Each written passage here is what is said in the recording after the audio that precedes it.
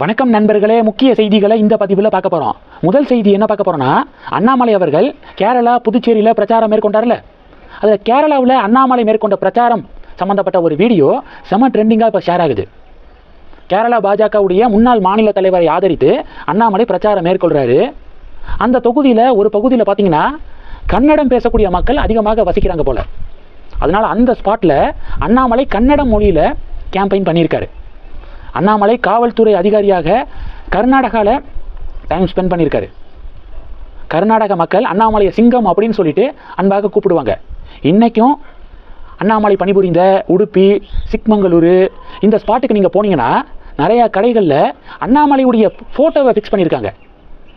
இப்போ வரைக்குமே ரோல் மாடலாக இன்ஸ்பிரேஷனாக அண்ணாமலை இருக்கார். கர்நாடகாவில், தமிழகத்துலேயும் தான் நிறையா யங்ஸ்டர்ஸுக்கு அண்ணாமலை இன்ஸ்பிரேஷனாக இருக்கார்.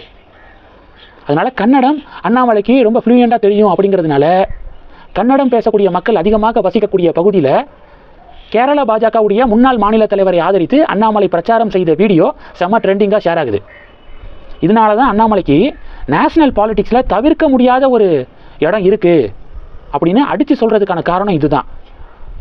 மொழிப்பன்மை, மொழி புலமை தான்.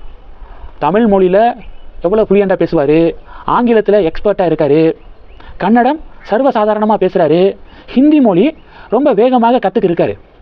அப்போது பல மொழிகள் அண்ணாமலைக்கு பேச தெரிகிறதுனால தான் இந்தியாவில் எந்த மாநிலத்தில் தேர்தல் நடந்தாலும் அண்ணாமலையை கேம்பெயினுக்காக பாஜக ஸ்டார் கேம்பெயினராக அந்த மாநிலங்களில் பிரச்சாரம் செய்ய வைக்கிறாங்க. குஜராத் சட்டப்பேரவை தேர்தல் நடக்கும்போதே அண்ணாமலை இங்கேருந்து குஜராத்துக்கு போய் கேம்பெயின் பண்ணாருங்க. தமிழர்கள் அதிகமாக வசிக்கக்கூடிய பகுதிகளில் கேம்பெயின் பண்ணார் அண்ணாமலை. இப்போ மகாராஷ்டிராவில் பிஎம்சி எலெக்ஷன் நடந்துச்சுல, மும்பை மாநகராட்சி தேர்தல் நடந்துச்சுல, அதில் மும்பையில் அண்ணாமலை மேற்கொண்ட பிரச்சாரம் எப்படி என்டிஏவுக்கு ஒரு பெரிய ஃபேவராக மாறினுச்சு. தாக்கரே பிரதர்ஸ் எல்லாம் கதறனானுங்களே.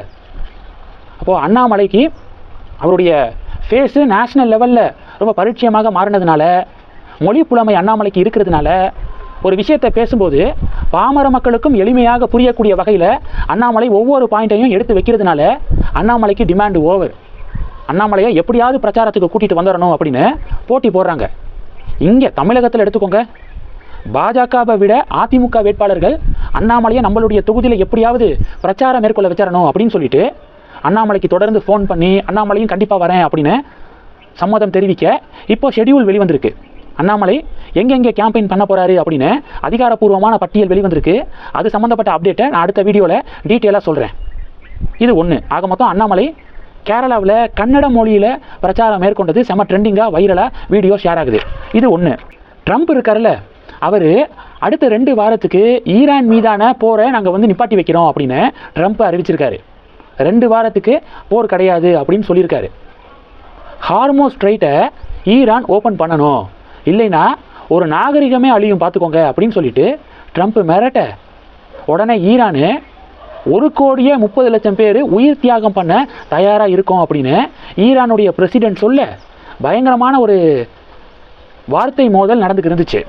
திடீர்னு பார்த்தீங்கன்னா ட்ரம்ப் 2 வாரத்துக்கு சண்டையை நிப்பாட்டி வைக்கிறேன் அப்படின்னு சொல்லிட்டு அறிவிச்சிருக்காரு.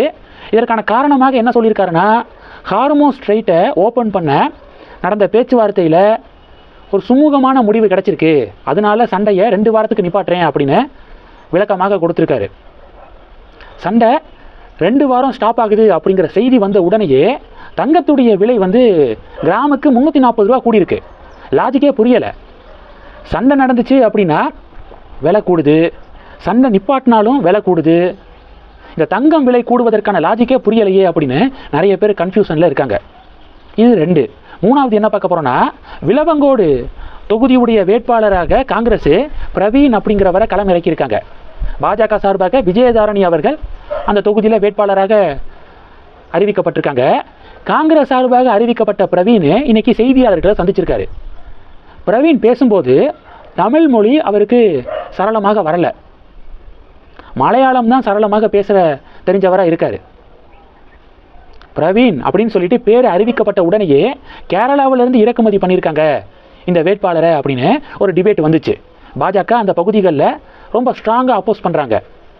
விளவங்கோடு சட்டமன்ற உறுப்பினர் வேட்பாளராக, அந்த தொகுதிக்கான வேட்பாளராக கேரளாவிலேருந்து காங்கிரஸ் இறக்கியிருக்காங்க அப்படின்னு அங்கே தீவிரமான பிரச்சாரம் மேற்கொள்கிறாங்க பாஜக சொன்ன மாதிரியே அந்த பிரவீன் அவர்கள் தமிழை விட மலையாளம் தான் ரொம்ப சரளமாக பேச தெரிந்தவராக இருக்கார். செய்தியாளர் சந்திப்பில் அது கன்ஃபார்ம் ஆயிருக்கு. இது இப்போ காங்கிரஸ் பிஜேபி இடையே ஒரு டிபேட்டை அந்த ஸ்பாட்டில் உருவாக்கியிருக்கு. இந்த செய்திகள் எல்லாத்தையும் பற்றி உங்களுடைய பார்வைகளை மறக்காமல் கமெண்ட் பண்ணுங்கள். தொடர்ந்து கனெக்டில் இருங்க. அடுத்தடுத்து நிறையா பதிவுகளை பார்க்க போகிறோம்.